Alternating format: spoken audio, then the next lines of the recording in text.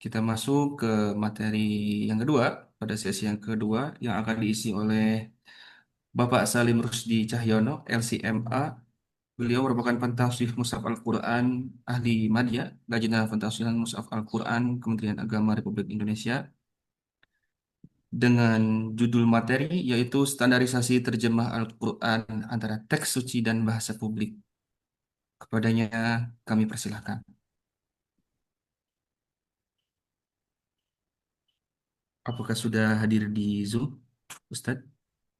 Ya, Assalamualaikum. Waalaikumsalam warahmatullahi wabarakatuh. Ini bisa nge-share. Bisa, Ustadz. Hmm, Gimana caranya nih? Oh, nggak ada. Eh, Host Zoom mohon dibantu. Kemudian maaf Bapak sedikit memotong pembicaraan untuk memberitahu kepada teman-teman sekedar info untuk absen sesi satu itu ada di kolom chat. Kemudian sesi 2 dan berikutnya juga akan dikirim melalui kolom chat. Terima kasih.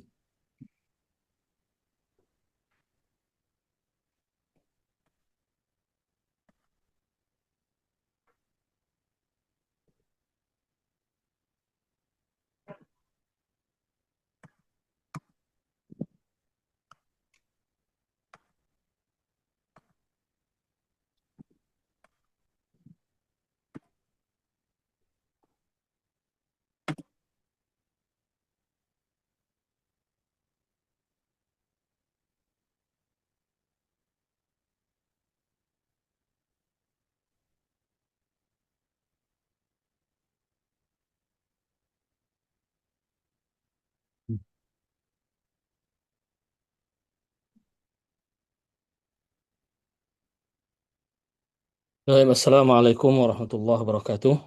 Waalaikumsalam warahmatullahi. Alhamdulillahi rabbil alamin. Wa bihi nasta'in ala umurid dunya waddin. Wassalatu wassalamu ala ashrafil anbiya'i wal mursalin. Wa ala alihi wa ashabihi ajma'in wa ba'd. Rabbi shrah li sadri wa yassir li amri wa hlul 'uqdatam min lisani yafqahu qawli. Subhanaka la ilma lana illa ma 'allamtana innaka antal alimul hakim. Saudara-saudara, Bapak Ibu yang saya hormati, izinkan saya untuk menyampaikan materi yang ditawarkan kepada saya dengan judul Standarisasi Terjemahan Al-Quran antara Teks Suci dan Bahasa Publik. Baik, pertama-tama saya perkenalkan, saya masuk Lajnah itu pada tahun 2018. Jadi sejarah pengalaman saya dari swasta, kemudian pindah ke percetakan Al-Quran di Ciawi. Kemudian ketika itu ada perubahan status dari apa itu dari manajemen swasta kemudian dinegerikan secara full. Kemudian saya nggak ikut nggak ikut masuk, artinya ya dengan bahasa lain saya dipecat lah itu. Nah, kemudian saya gabung ikut ke LPMG dan ketika itu saya ditugasi oleh Pak Bagus untuk menjadi apa namanya ya, tim yang mengawal kajian penyempurnaan terjemah tahun 2012. Jadi saya masuk ke pekajian terjemah ini di penghujung, sudah mau selesai itu. Jadi 2019, 2018, kemudian 2019. Terus kerjaan saya apa? Kerjaan saya adalah yang merapikan hasil kajian yang didiskusikan, umpamanya apa itu ada spasi lebih saya kurangi, ada kurang titik saya beri dan lain sebagainya. Kemudian ada perintah untuk konsistensi dengan kesepakatan-kesepakatan yang sudah diputuskan dalam sidang, maka itu saya laksanakan. Kemudian juga footnote pada edisi penyempurnaan 2019 itu biasanya dibuat secara terpisah. Nah, itu yang masangkan di filenya itu diantaranya adalah saya. Nah, itu pekerjaan saya hanya seperti itu. Bapak Ibu sekalian, baik masuk ke materi. Ini saya penjelasan judul. Ini judul yang ditawarkan. Jadi seolah-olah judul mengesankan adanya kesenjangan antara firman Tuhan yang maha tinggi dengan pemahaman manusia atau jin yang serba terbatas. Mungkin ini dikiaskan dengan manusia. Umpamanya tulisan atau bahasa yang dibuat oleh doktor itu mungkin susah dipahami oleh orang awam. Ini apalagi ini di atas dokter itu Tuhan semesta alam. Mungkin kalau dia berfirman tentu akan sulit dipahami oleh manusia ya, oleh makhluk. Nah, tentu dalam ajaran Islam, dalam teologi Islam tidak ada masalah seperti ini. Allah Subhanahu wa taala tidak seperti konsep Tuhannya Aristoteles, mungkin yang pernah belajar filsafat ya. Jadi yang pernah belajar filsafat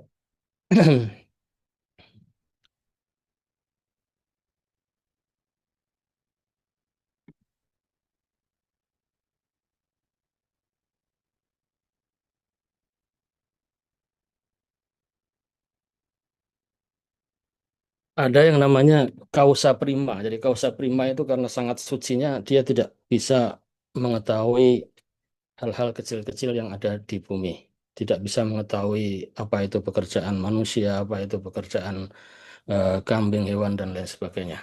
Dalam Islam tidak ada permasalahan seperti itu.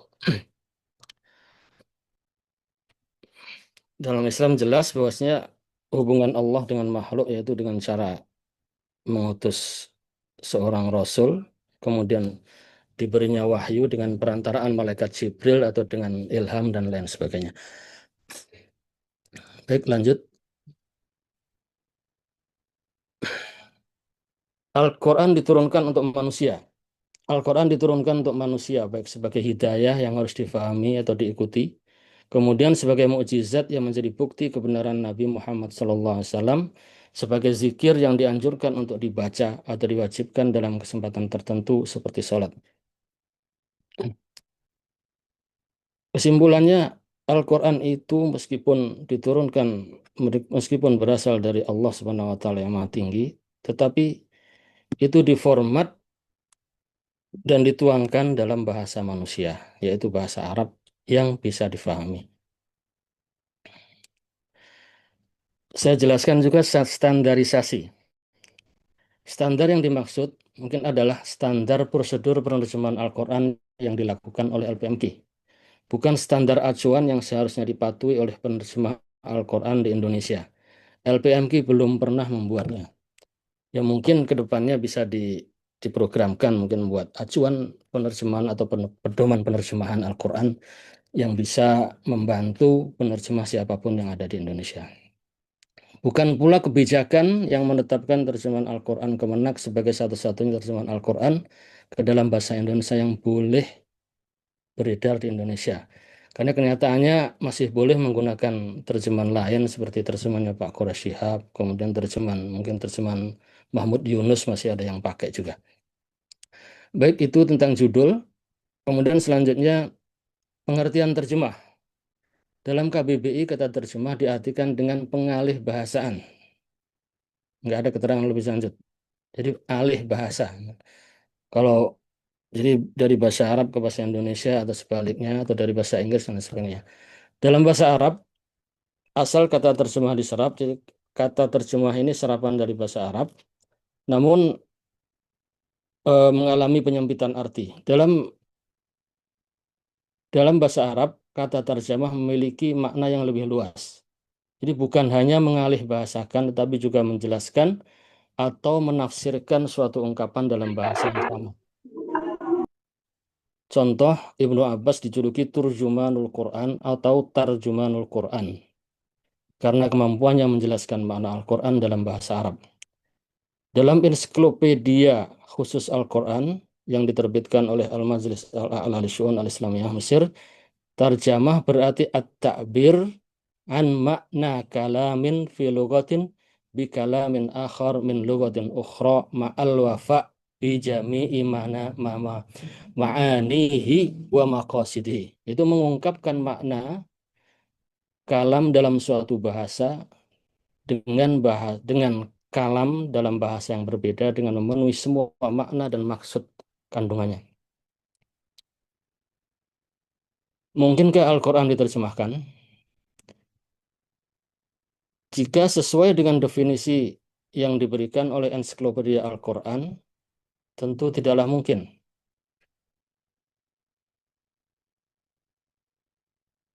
Demikian pula menurut definisi KBBI yang dimaksud, jika yang dimaksud adalah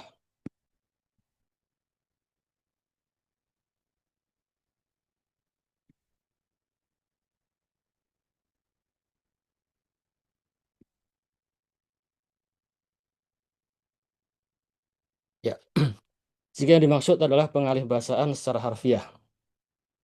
Penerjemahan Al-Quran dimungkinkan jika menurut makna asli kata terjemah dalam bahasa Arab, yakni menafsirkan atau menjelaskannya dalam bahasa lain.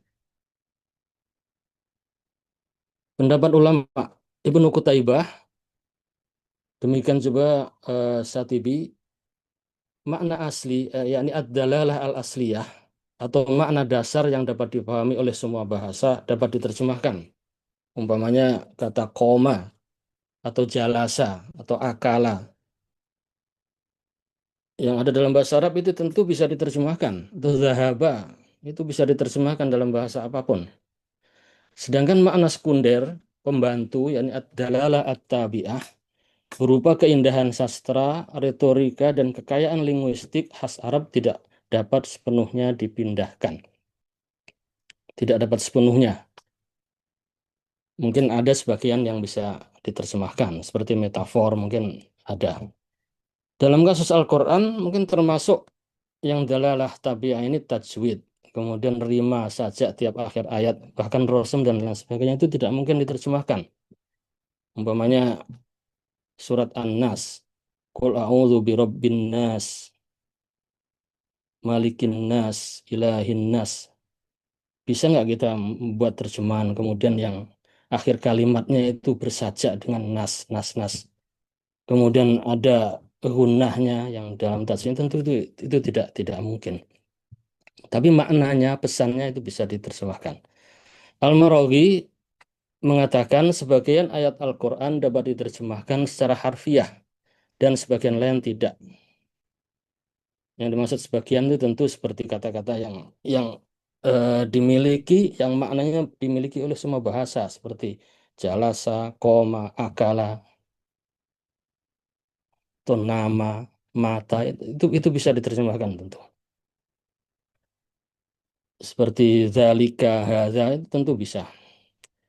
Menyusun terjemahan Al-Quran Indonesia sepertinya menganut pendapat terakhir ini, yakni sebagian ayat Al-Quran dapat diterjemahkan secara harfiah dan sebagian lain tidak. Itu kemungkinan. Sekarang, bolehkah menerjemahkan Al-Quran? Ada yang membolehkan, ada yang tidak membolehkan. Sekarang ini ulama yang membolehkan menerjemahkan Al-Quran. Pertama Abu Hanifah, wafat tahun 1500 Hijriah, berpendapat bahwa boleh membaca Al-Quran dengan bahasa Persia dalam sholat. Jika kesulitan baca Al-Quran, itu pendapat beliau. Konon dalam suatu riwayat, pendapat ini diralat. Kemudian pada tahun 1955, Majelis Tertinggi Al-Azhar, yang Al-Majlis Al-A'la li Syu'un Al-Islamiyah, Al-Majlis Al-A'la lil Azhar, menerjemahkan Al-Quran dengan format tafsir Al-Muntakhab. Jadi model tafsir wajiz. Jadi mereka di Mesir boleh menerjemahkan Al-Quran, tapi dengan panduan tafsir Al-Muntakhab ini. Jadi yang terjemahkan bukan langsung ke ayatnya, tapi tafsir Al-Muntakhab. Al-Maraghi membolehkan penerjemahan Al-Quran dengan metode maknawiyah, tafsiriyah, karena beberapa alasan antara lain, Al-Quran diturunkan untuk seluruh manusia, rahmatan lil alamin. Penerjemahan Al-Quran adalah suatu keniscayaan sebagai sarana dakwah. ijma tersirat, para ulama sepakat membolehkan menafsirkan Al-Quran untuk orang awam. Terjemah pada hakikatnya adalah tafsir dengan bahasa selain Arab. Jadi juga seharusnya juga hukumnya sama dengan menafsirkan Al-Quran. Kenyataannya, menerjemahkan Al-Quran itu adalah menafsirkan, karena dalam prakteknya adalah seorang penerjemah itu membaca tafsir yang sudah ada, kemudian terakhir menyimpulkan, kemudian mencari kata yang menurut dia tepat, kemudian dituangkan dalam kata-katanya. Bolehkah menerjemahkan Al-Quran? Pandangan yang menolak. Abu Zahrah tidak boleh menerjemahkan Al-Quran dan kemudian menganggapnya sebagai Al-Quran. Menurut beliau, Al-Quran bisa bernasib sama seperti Taurat dan Injil. Jadi teks aslinya hilang. Beliau mengkhawatirkan seperti itu. Az-Zurqani, bila pintu terjemahan dibuka, maka banyak orang yang akan melakukannya. Setiap orang akan menerjemahkan Al-Quran sesuai dengan bahasanya masing-masing. Umat Islam akan bercerai-berai dan berpecah belah. Masing-masing akan beranggapan bahwa terjemahan paling benar dan menyalahkan terjemahan yang lain. Ada juga yang menolak dengan alasan Al-Quran adalah mukjizat bahasa, jadi ijazun balaghiyun, jadi kemukjizatan sastra yang tidak bisa diterjemahkan, tidak digantikan. Kemudian terjemahan akan menyebabkan distorsi dan penyimpangan makna. Terakhir, terjemahan dikhawatirkan akan dianggap Al-Quran itu sendiri sehingga dapat menyesatkan. Ini adalah eh, pandangan dan alasan orang-orang yang menolak penerjemahan Al-Quran. Pandangan ini dapat dibantah. Kekhawatiran Abu Zahra dan Azurqani tidak akan pernah terwujud jika teks asli Al-Quran tetap disertakan dalam terjemah Al-Quran. Kenyataannya juga demikian. Ini sudah beberapa tahun terakhir ini, sudah puluhan tahun ya, Al-Quran diterjemahkan, tapi nyatanya Al-Quran asli tidak pernah lenyap dan umat Muslim juga tidak menganggap bahwasanya terjemahan itu adalah Al-Quran itu sendiri. Kemudian masalah segi kemukjizatan. Jadi kemukjizatan Al-Quran itu bukan hanya dari segi bahasa. Kemukjizatan pada makna asli seperti berita gaib dapat dipindahkan, ini dapat diterjemahkan. Sementara itu kemukjizatan bahasa, yakni an-nazam, susunan gaya bahasa Al-Quran hanya dapat dirasakan oleh penutur asli Arab. Jadi meskipun tidak terjemahkan, orang selain Arab juga tidak akan merasakan itu. Di mana letak kemujizatannya. Sehingga terjemahan justru memberi akses pada non-Arab untuk memahami pesan utamanya. Kemudian risiko distorsi dapat diatasi dengan prosedur yang benar. Kekeliruan dalam terjemahan sama seperti kekeliruan dalam tafsir dan itu wajar selama bukan pada naskah aslinya. Ya, namanya manusia itu bisa saja keliru. Ada kaidah kan dari ma la yudraku kulluhu la yutraku kulluhu. Terjemahan adalah alat bantu memahami, bukan pengganti teks suci berbahasa Arab yang.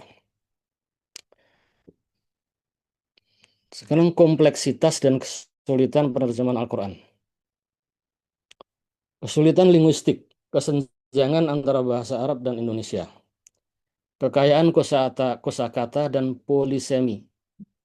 Satu kata Arab bisa memiliki banyak makna. Contoh ummah ada 9 makna, seperti bangsa, bisa juga pemimpin, Inna Ibrahim makana ummah itu. Amanah ada 20 makna. Penerjemah dipaksa memilih satu makna, meski lainnya sahih.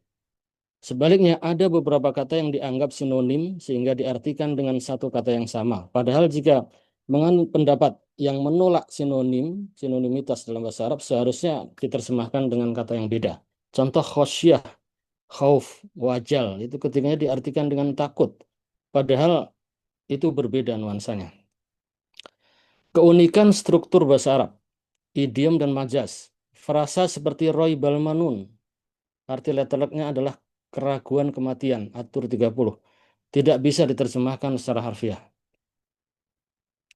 Kemudian ada maf'ul mutlak.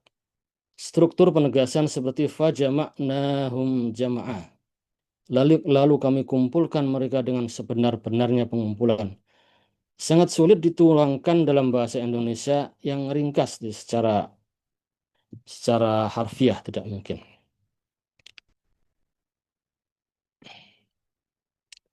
Kesulitan linguistik dua, masalah tata bahasa dan kata sambung. Kata ganti domir,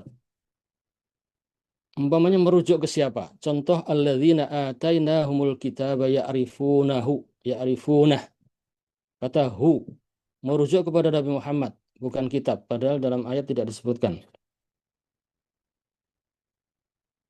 Itu berarti harus memerlukan literatur pendamping, baik kitab tafsir atau hadis. Kemudian huruf sambung, harful atof. Kata seperti waw yang berarti dan tidak selalu berarti penghubung atof, jadi tidak selalu berarti dan. Tetapi juga bisa berarti istinab, jadi menandakan bahwasanya kalimat yang setelah wawu itu adalah awal kalimat. Kata sebelum setelah wawu itu adalah awal kalimat. Dalam terjemahan sering dihilangkan untuk membuat kalimat lebih mengalir. Demikian pula dengan huruf ba, fa, dan waw memiliki puluhan fungsi. Jadi memaksa penerjemah untuk menebak makna yang paling tepat dan konteksnya. Tentu menebak itu juga harus ada dasarnya. Bisa merujuk kepada kitab I'rabil Quran atau tafsir-tafsir yang muktabar.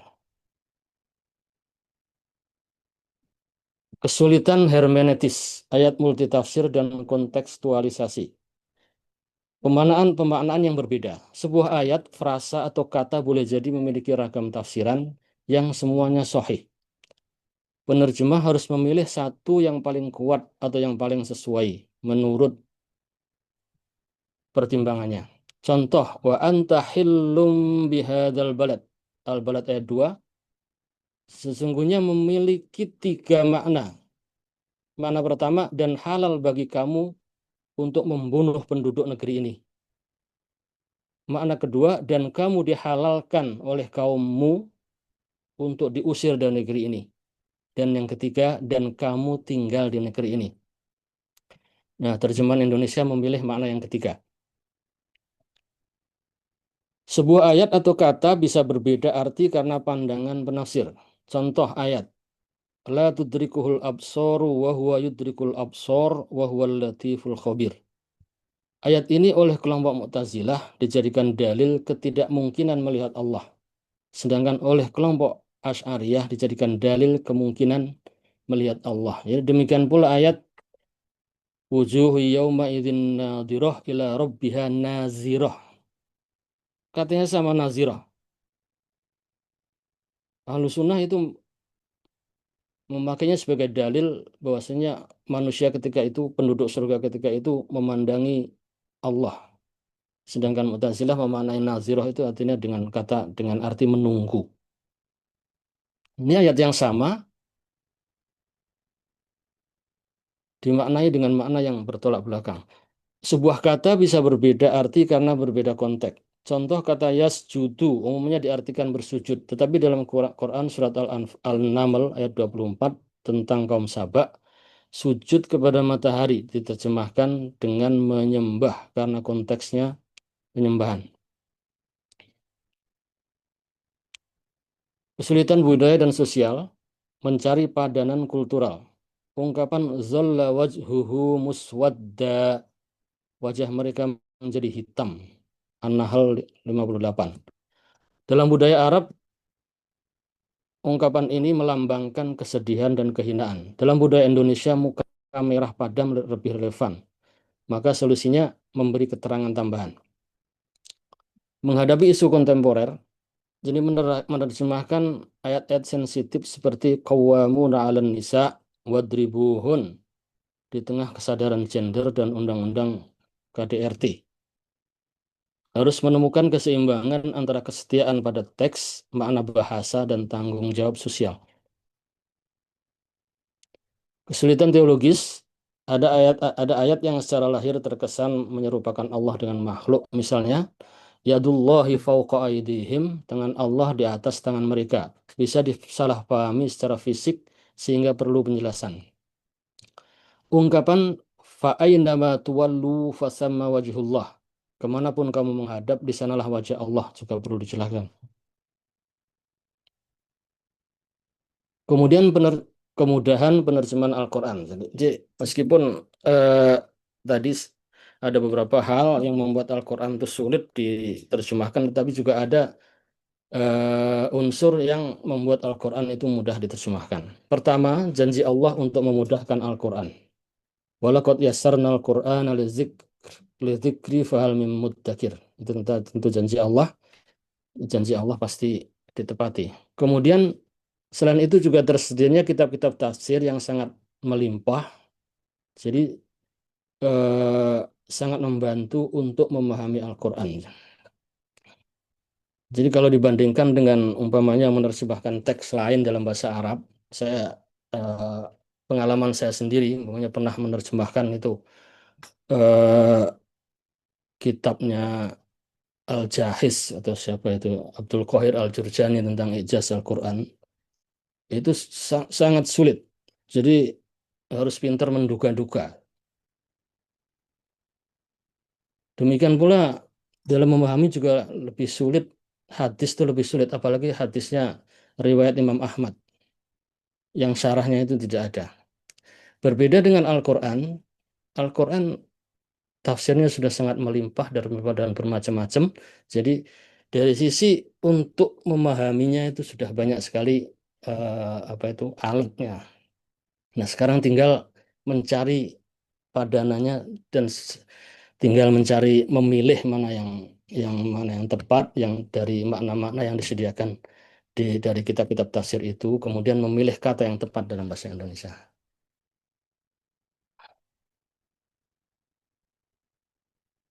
Ini perlu juga saya sampaikan sejarah terjemahan Al-Quran ke dalam bahasa Indonesia oleh Kemenak. Pada tahun 1965, terjemahan pertama Kemenak diterbitkan. Pada tahun 1989 sampai dengan 1990, penyempurnaan pertama secara redaksional dicetak oleh Mujama' Malik Fahad Saudi Arabia. Ini yang dicetak di Saudi.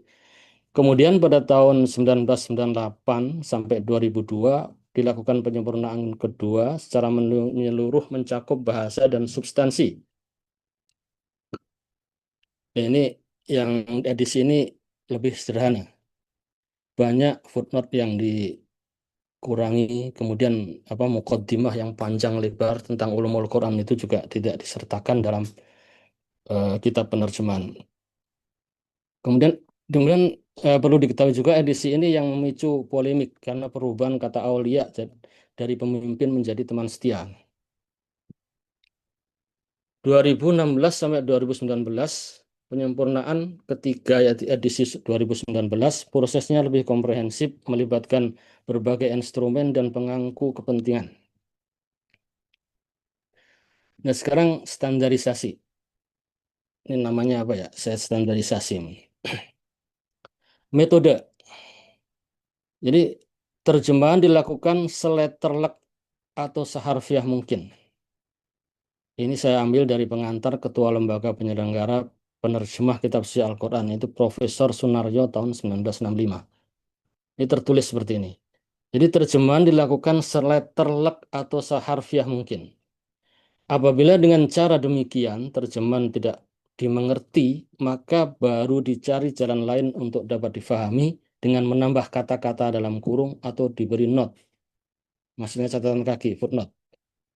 Apabila mengenai suatu kata ada dua pendapat, maka kedua pendapat itu dikemukakan dalam not, yaitu ini sudah yaitu pengantar Ketua Lembaga Penyelenggara Penerjemah Kitab Suci Al-Quran Profesor Sunaryo tahun 1965. Kemudian kedua, ini menurut saya juga masih berlaku sampai eh, penyempurnaan yang terakhir ya.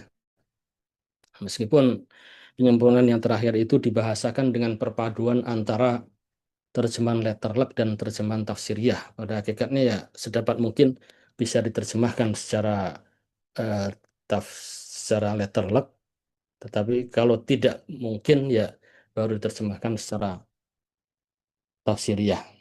Tapi perlu digarisbawahi bahwasanya yang dimaksud dengan harfiah di sini adalah harfiah dalam tataran kata, bukan tataran susunan. Tentu susunan tetap mengikuti susunan struktur bahasa Indonesia ya.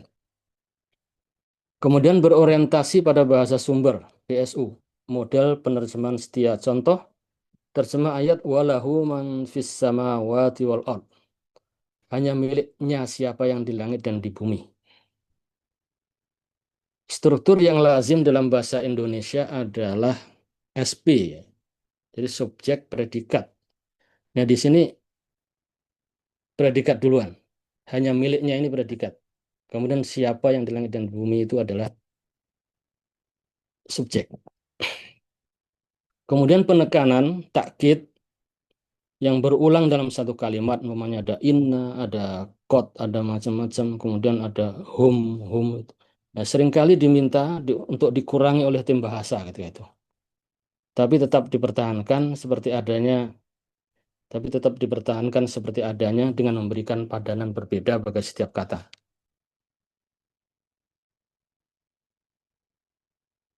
Standarisasi pelaksana penerjemahan dilakukan oleh tim. Penyempurnaan tahun 2019 dilakukan oleh tim yang terdiri dari 15 orang pakar Al-Quran, tafsir bahasa Arab, dan pakar bahasa Indonesia.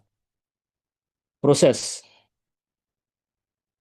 penyiapan draft terjemah yaitu oleh setiap anggota tim selain tim bahasa ya. Kemudian diskusi draft terjemahan. Jadi setelah disiapkan oleh setiap anggota, hasil draftnya itu kemudian dipaparkan dalam sidang reguler yang biasa dilaksanakan setiap bulan sekali. Nah, di situ bisa didebat, bisa dikritik oleh anggota tim pakar yang lain, termasuk bahasanya oleh ahli bahasa. Kemudian setelah selesai dari sidang reguler ini, kemudian dibawa ke uji publik untuk terjemahan tahun 2019, yaitu Mukar Ulama Al-Quran. Kemudian ada Istimewa Ulama Al-Quran, itu 2 kali yang besar itu mendatangkan semua ulama Al-Quran dari seluruh Indonesia. Bahkan yang pertama itu mendatangkan juga dari luar negeri. Meskipun untuk membahas masalah Rasam ya, kemudian seminar-seminar banyak sekali yang dilakukan. Jadi intinya di sini standar penerjemahan dari Kemenak ini adalah harus ada verifikasi, harus diuji. Tidak boleh dari penerjemah kemudian langsung ke percetakan. Standarisasi penerjemahan ayat-ayat mutasyabihat. Ada beberapa ayat yang secara lahir terkesan menyerupakan Allah dengan makhluk. Nah, standarnya adalah memadukan antara metode tafwid atau taslim, yaitu menyerahkan makna sesungguhnya kepada Allah dengan meyakini bahwa makna lahir itu bukan makna yang dimaksud atau sesungguhnya. Dan takwil, mengalihkan makna lahir ke makna yang masuk akal atau sesuai dengan prinsip tanzih, ketidakserupaan Allah dengan makhluk berdasarkan kaidah majas bahasa Arab. Contoh, fa'ainama tuwallu fasamma wajhullah, Al-Baqarah 115. Diterjemahkan dengan kemanapun kamu menghadap, di sanalah wajah Allah. Wajhullah tetap diterjemahkan wajah Allah, lalu diberi keterangan panjang lebar terkait aneka makna wajah Allah dalam catatan kaki. Kemudian wa ma tunfikuna illa ibtigha'a wajhillah. Kamu tidak berinfak kecuali karena mencari ridha Allah. Ini langsung ditakwilkan. Karena dari konteks ayatnya sudah bisa dirasakan kalau itu adalah ridha Allah. Jadi kullu syai'in halikun illa wajhah. Segala sesuatu pasti binasa kecuali zatnya. Jadi langsung ditakwil. Wajhah diartikan dengan zat. Wa yabqa wajhu rabbika dzul jalali wal ikram, Ar-Rahman 27. Akan tetapi wajah zat Tuhanmu yang memiliki kebesaran dan kemuliaan tetap kekal. Diterjemahkan apa adanya lalu diberi makna takwilnya dalam kurung. Ini aneka cara yang dilakukan oleh tim penerjemah Al-Quran edisi 2019 dalam menangani ayat mutasyabihat tentang makna wajhullah.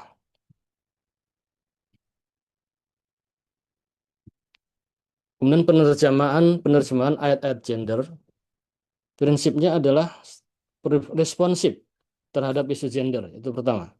Tetapi tetap memadukan antara kesetiaan pada teks dan tanggung jawab sosial, seimbang. Contoh, kata qawamun diterjemahkan sebagai penanggung jawab untuk memperhalus nuansa. Sebelumnya pemimpin, atau kalau nggak keliru, ya. Kata kawaib yang pada edisi sebelumnya diterjemahkan montok, diterjemahkan dengan molek. Meskipun montok lebih dekat secara semantik, kata molek dipilih karena lebih santun dan tidak dianggap vulgar dalam bahasa Indonesia. Jadi mungkin molek. Jadi ciri-ciri orang molek itu ya montok ya kali, ya. Jadi diambil kata yang lebih umum dan lebih halus. Sebaliknya kata fadribuhun tetap diartikan pukullah mereka. Lalu diberi keterangan dengan cara yang tidak menyakitkan di dalam kurung. Dulu pernah diusulkan itu Profesor Yusuf Rahman untuk mengganti terjemahan fadribuhunna itu dengan pisah rumah.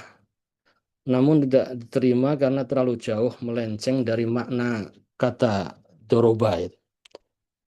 Memang ada eh, apa tuh, ada apa, ada doroba al ardi yang artikan untuk bepergian ya. Tapi di sini kan nggak ada alanya. Wadribu ala nggak ada. Standarisasi kepatuhan terhadap bahasa Indonesia. Terjemahan Al-Quran ke dalam bahasa Indonesia, terutama edisi penyerupaan 2019, mematuhi seluruh aturan bahasa Indonesia yang mencakup pedoman umum ejaan bahasa Indonesia. Jadi semua ejaan, kata per kata itu harus sesuai dengan KBBI.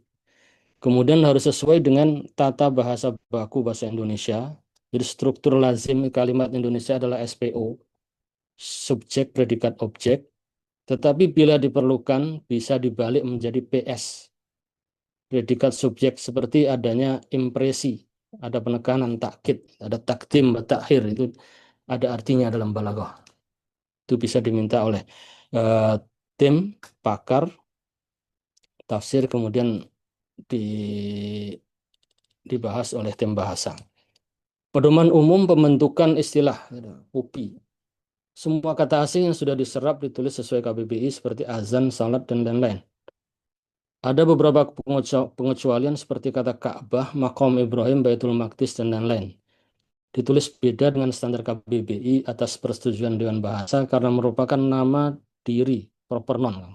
Katanya itu kenapa disetujui. Kemudian kata Arab yang belum diserap ke dalam bahasa Indonesia ditulis dengan transliterasi sesuai aturan dengan gaya italik, miring.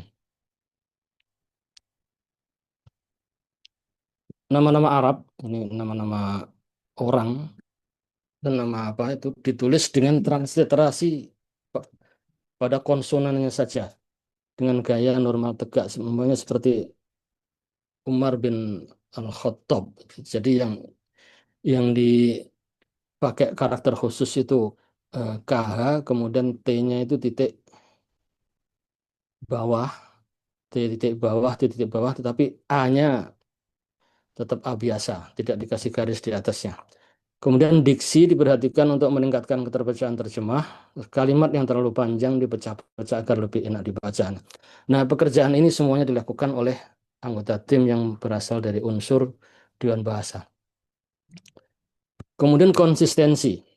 Pada edisi penyempurnaan 2019, dilakukan sejumlah konsistensi yang mencakup penerjemahan kata seperti inna diterjemahkan dengan sesungguhnya, la, la takkid ya diterjemahkan dengan sungguh, jadi qad diterjemahkan dengan benar-benar, lakot diterjemahkan dengan sungguh plus benar-benar.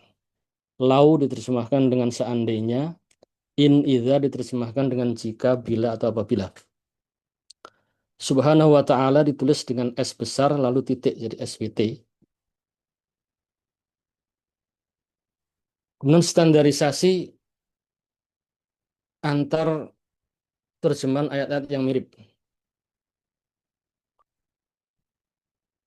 Ini contoh, ini eh, eh, surat 933, waladzi arsala rasulahu bil huda wa dinil haq liyuzhirahu 'ala ad-dini kullihi walau karihal musyrikun. Huwallazi arsala rasulahu bil huda wa dinil haqqi liyuzhirahu 'ala ad-dini kullihi walau karihal musyrikun. Ayat ini sama. awalnya diterjemahkan secara tidak sama, kemudian di, diselaraskan menjadi dialah yang mengutus Rasulnya dengan membawa petunjuk dan agama yang benar agar dia mengunggulkannya atas semua agama walaupun orang-orang musyrik tidak menyukai. Baik, terutama konsistensi antar ayat ini belum semuanya. Ketika itu saya pernah eh, mengerjakannya ya bersama Pak Puja, kemudian Bu Revita, kemudian pernah melapor ini gimana, kira-kira harus diselaraskan semuanya atau enggak. Kemudian dijawab oleh salah satu anggota tim ya, ya biarkan saja. Itu untuk menunjukkan keragaman terjemahan. Bahwasanya ayat yang seperti ini bisa terjemahkan dengan seperti ini juga diterjemahkan yang seperti itu ya. Oke, setelah itu kami berhenti. Kemudian saya sebutkan juga Bu Dora, yaitu anggota tim yang dari ahli bahasa pernah mengatakan bahwasanya yang namanya karya manusia itu tidak mungkin selaras 100%, tidak mungkin konsisten 100%. Bahkan mungkin jikapun penerjemahnya satu orang, boleh jadi akan berbeda antara menerjemahkan ayat yang atas dengan ayat yang bawah. Ya, ya itulah manusia. Berbeda dengan bahasa pemrograman komputer itu akan selaras, akan konsisten. Baik Bapak Ibu, kakak adik sekalian, ini yang bisa saya sampaikan. Terakhir saya tegaskan bahwasanya terjemah itu adalah bukan Al-Quran, tetapi alat untuk memahami Al-Quran. Dan itu karya manusia sehingga tentu saja masih berpotensi untuk mengandung hal-hal yang kurang tepat. Sekian, terima kasih. Assalamualaikum warahmatullahi wabarakatuh. Waalaikumsalam. Waalaikumsalam. Terima kasih kami sampaikan kepada Bapak Salim Rusdi Cahyono, LCMA, atas penjelasan yang sangat jelas dan mendalam mengenai pentingnya standarisasi terjemahan Al-Quran. Kita diingatkan bahwa menerjemahkan ayat suci bukan sekadar memindahkan bahasa, tetapi juga menjaga makna agar tetap utuh, akurat, dan dapat dipahami dengan benar oleh masyarakat.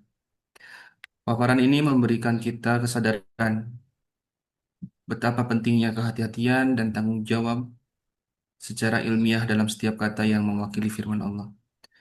Baik, teman-teman, selanjutnya eh, kami buka sesi tanya jawab untuk mendalami hal-hal yang mungkin ingin kita klarifikasi atau diskusikan lebih lanjut. Silakan Bapak Ibu peserta bisa menuliskan pertanyaannya di kolom chat atau bertanya secara langsung. Sebentar, saya lihat dulu di kolom. Kemudian Bapak Ibu peserta seminar, sekedar mengingatkan untuk link absen tiap sesi akan kami kirim di kolom chat. Ada dua pertanyaan yang sudah masuk, tiga ya.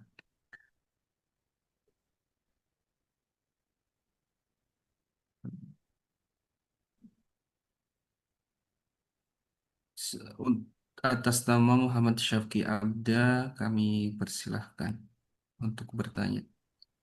Terima kasih Ustadz Mufti, moderator. Yang terhormat Ustadz Salim Cahyono dan para asatidzah lajnah lainnya. Yang ingin saya tanyakan adalah pertama berkaitan dengan perubahan terjemah dari terjemah yang dicetak Mujamma ke terjemah 2002. Kira-kira apa alasan yang melatar belakangi peringkasan-peringkasan terjemah? Karena saya pribadi, secara pribadi ya, ketika membaca terjemah yang dicetak Mujamma itu rasanya lebih kaya, lebih menambah wawasan dibanding terjemah 2002. Nah, apa yang melatar belakangi kejadian perbaruan di zaman itu?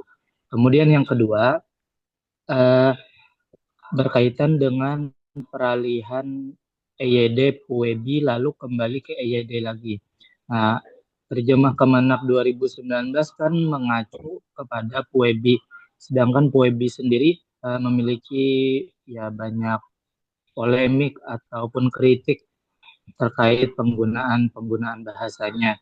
Apakah ada rencana lagi untuk mengembalikan terjemah Al-Quran menganut kepada EYD yang terbaru, ya, EYD 5 yang pada 2022 ditetapkan? Mungkin itu yang ingin saya tanyakan. Terima kasih banyak. Saya kembalikan kepada moderator.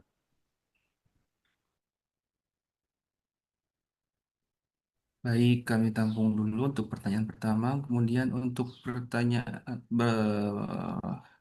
yang ini ya, penanya kedua atas nama Mas Chandra. Kami persilahkan.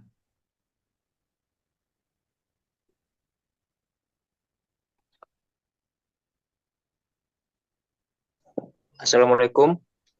Ya, Waalaikumsalam warahmatullahi wabarakatuh. Terima kasih moderator atas kesempatan untuk saya.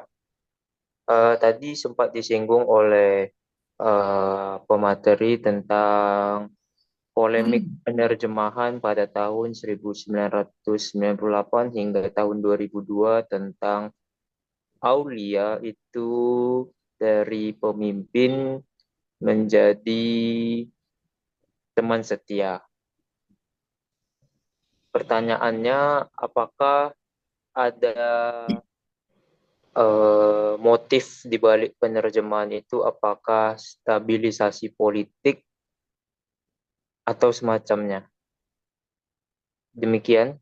Assalamualaikum warahmatullahi wabarakatuh. Baik, maaf Ustadz Salim, apakah dua pertanyaan dulu atau ditampung dulu semuanya? Ini dua pertanyaan dulu. Tadi apa? Pertanyaan pertama ya, Hmm. Ustadz Syafqi bisa diulang? Latar belakang ya. Latar Ya. belakang revisi tahun 2002. Iya, Ustadz.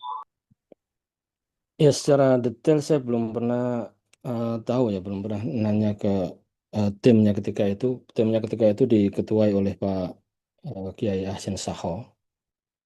Tapi kalau saya melihat mungkin supaya lebih sederhana ya. Jadi secara dicetak lebih tipis. Kemudian yang eh, Muqaddimah yang panjang lebar tentang ulumul Quran itu sebetulnya nggak dibuang, tapi dijadikan buku tersendiri. Sekarang dicetak bersamaan dengan tafsir tahlili. Ada itu jilid 11. Jadi tafsir tahlili, tafsir lengkap Kemenak itu ada 10 jilid, ditambah satu jilid itu tentang ulumul Quran yang dulu menjadi eh, diletakkan di muqaddimah tafsir itu. Kemudian yang terkait dengan eh, Aulia itu sendiri ya, kemarin debat di 2019 itu juga dibicarakan lagi.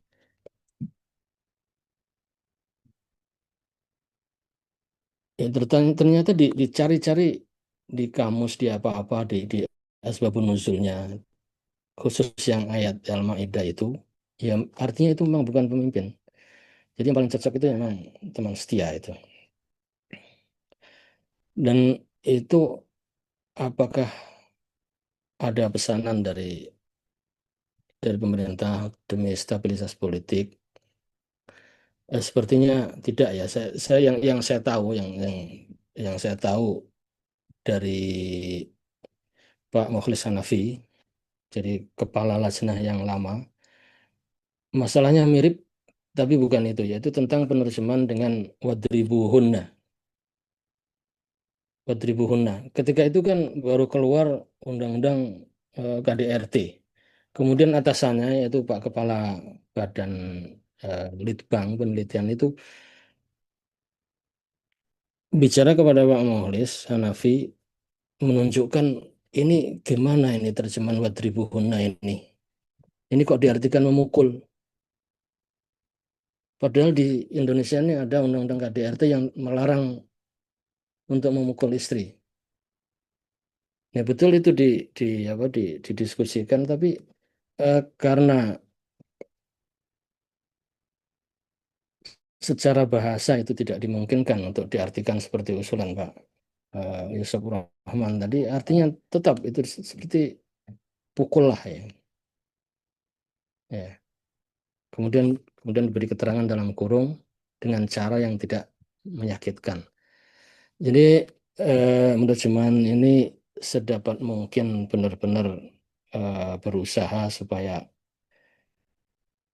sesuai dengan apa yang dimaksudkan oleh Al-Quran, meskipun yang namanya manusia juga serba terbatas. Mungkin itu yang dapat saya sampaikan. Masih ada pertanyaan lain tadi? Sudah ya? Hmm.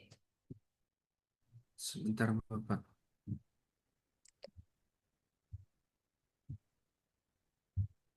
Atas nama ini ya Muhammad Azhar Fuadi. Eh, Silakan Mas Azhar. Baik, terima kasih banyak Mas Mufti Latif atas kesempatannya. Kemudian salam taklim kami kepada Ustadz Salim. Mohon izin saya ingin menyampaikan dua pertanyaan. Yang pertama, dari salah satu penjelasan Ustadz Salim tadi ada yang mengatakan bahwa penerjemahan itu salah satu daripada tafsir. Nah, akan tetapi di sini yang membuat saya agak bingung itu kan membedakan yang mana mushaf, yang mana tafsir, yang mana Quran. Ini kan sebenarnya kalau menurut saya definisinya tuh kadang saya agak kabur gitu loh. Yang mana yang harus dikatakan itu sebagai Quran, yang mana dikatakan itu sebagai mushaf, yang mana itu dikatakan sebagai tafsir. Kalau misalkan mushaf itu ada terjemahannya. Nah, kira-kira definisi yang tepat itu apa tuh untuk Quran, tafsir sama mushafnya? Karena nanti perlakuan kita terhadap kita megang mushaf sama kita megang mushaf yang ada terjemahannya, berarti itu tafsir, itu kan nanti berbeda ya. Nah, itu yang kedua.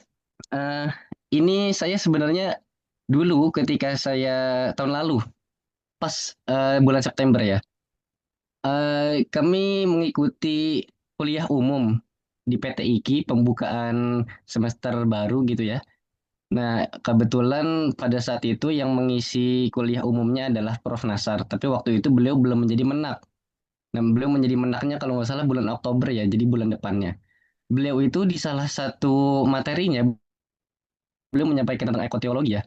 Beliau menyampaikan tentang kritik terhadap terjemah Kemenak, terjemah Quran Kemenak ya. Jadi beliau mengkritik, mungkin ya di dalam dunia akademisi kritik itu hal yang biasa ya.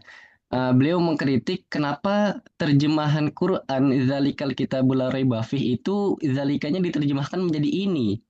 Nah, beliau di situ mengkritik harusnya terjemahan Zalika itu tetap aja menjadi itu supaya itu menunjukkan ijaz daripada Qurannya, bahwa Quran itu agung, bahwa Quran itu derajatnya tinggi, seperti itu.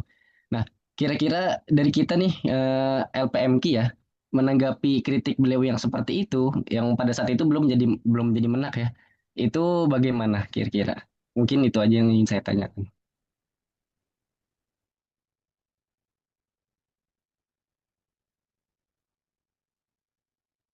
Baik, saya kembalikan kepada Baik, Ustaz Ali. mengenai eh, saya tadi bahwasanya terjemah itu pada hakikatnya adalah tafsir.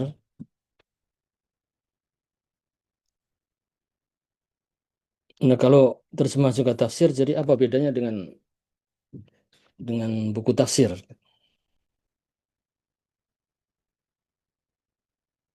Terjemah adalah tafsir itu pada hakikatnya dari prosesnya ya mungkin itu memang ya sangat menafsir. Jadi tafsir yang paling ringkas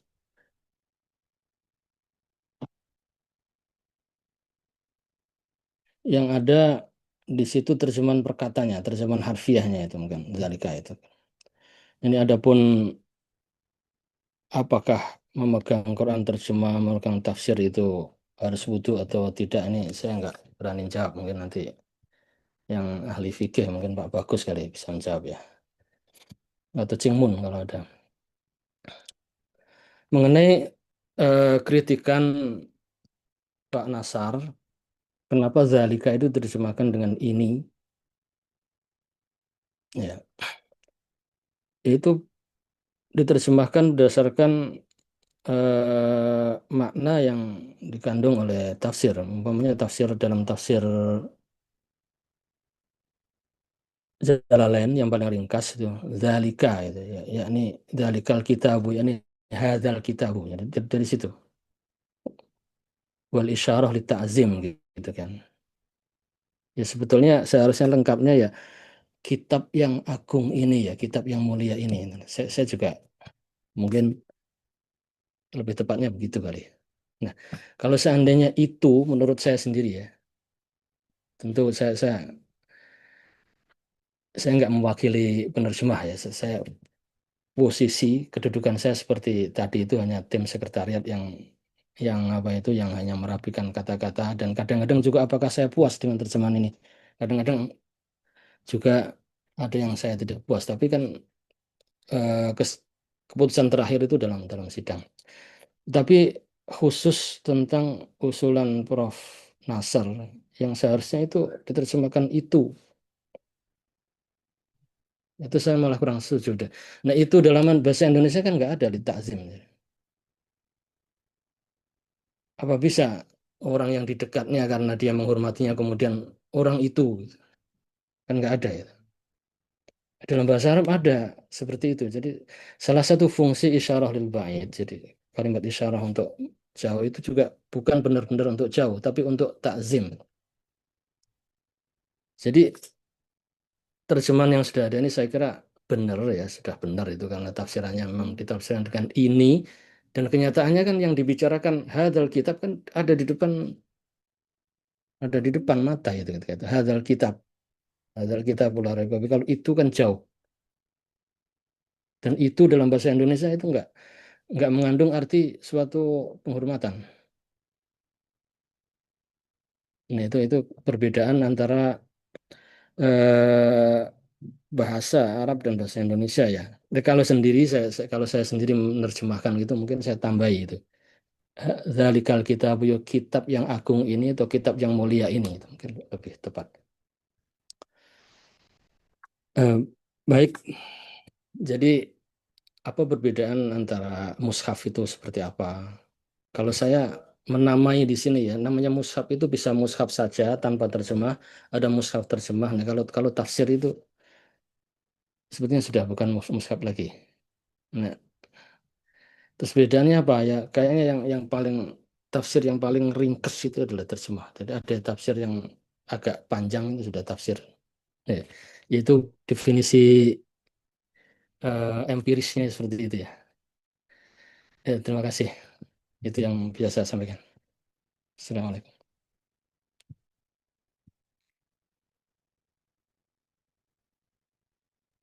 Sudah terjawab, Mas Azhar? Sudah, alhamdulillah. Terima kasih banyak, Pak Ustadz Salim. Ya, sama-sama. Ya. Baik, teman-teman. Terima kasih, Ustadz Salim, Hmm. atas penjelasan yang sangat mendalam dan penuh makna, serta kepada para peserta yang telah aktif berdiskusi dalam sesi tanya jawab. Terima kasih, Ustadz. Ya, sama-sama. Terima kasih. Terima kasih kepada saudara moderator, kepada panitia atas kesempatannya untuk bisa ikut gabung dalam kajian ini. Terima kasih. Sekali lagi saya ucapkan Assalamualaikum warahmatullahi wabarakatuh. Waalaikumsalam warahmatullahi wabarakatuh. Waalaikumsalam warahmatullahi wabarakatuh. Baik teman-teman, dari pemaparan dan dialog yang kita ikuti, kita semakin memahami bahwa menerjemahkan Al-Quran bukan sekadar alih bahasa, tetapi juga amanah besar untuk menjaga makna, ruh dari firman Allah Subhanahu wa Ta'ala, agar tetap sampai kepada umat dengan benar. Semoga apa yang telah disampaikan menjadi tambahan ilmu, inspirasi, dan motivasi bagi kita semua dalam mengembangkan kajian terjemah Al-Quran yang berstandar dan berkeadaban.